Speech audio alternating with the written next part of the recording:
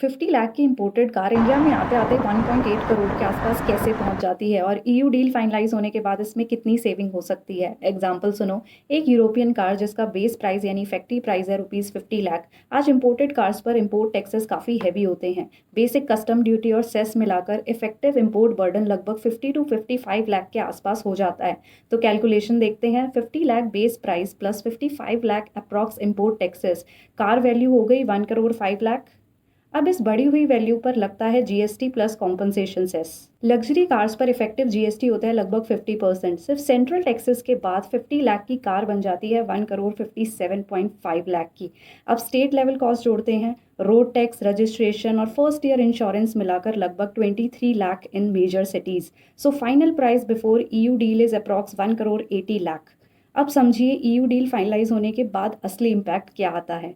जो आज imported cars पर 70% plus 40% cess type charges heavy import taxes लगते हैं, ईयू डील के बाद मान के चलते हैं पूरा कॉम्प्लेक्स स्ट्रक्चर सिंप्लीफाई हो जाता है। इसके बदले सिर्फ एक सिंगल 40% इंपोर्ट ड्यूटी रह जाती है अगर, यानी सेस जैसे एक्स्ट्रा चार्जेस मर्ज या वेव ऑफ हो जाते हैं। इसी एक चेंज की वजह से जो कार पहले 1.8 करोड़ के आसपास थी वही कार ईयू डील के बाद लगभग 1.2 करोड़ तक आ सकती है। So before EU deal 1.8 crore, after EU deal 1.2 crore. So सीधा मतलब अप्रॉक्स 50 to 55 लैक्स की सेविंग। कार सस्ती इसलिए नहीं होती क्योंकि कंपनी डिस्काउंट देती है, कार सस्ती इसलिए होती है क्योंकि टैक्स पे टैक्स का स्ट्रक्चर सिंप्लीफाई हो जाता है। अगर आप इंपोर्टेड कार लेने का प्लान कर रहे हो तो ये कैलकुलेशन समझना आपके लिए बहुत ही ज़्यादा ज़रूरी है। ये नंबर्स इलिस्ट्रेटिव है, actual cost, state, engine size और फाइनल टैक्स स्ट्रक्चर के बेस पे चेंज हो सकते हैं। Follow for more such finance information.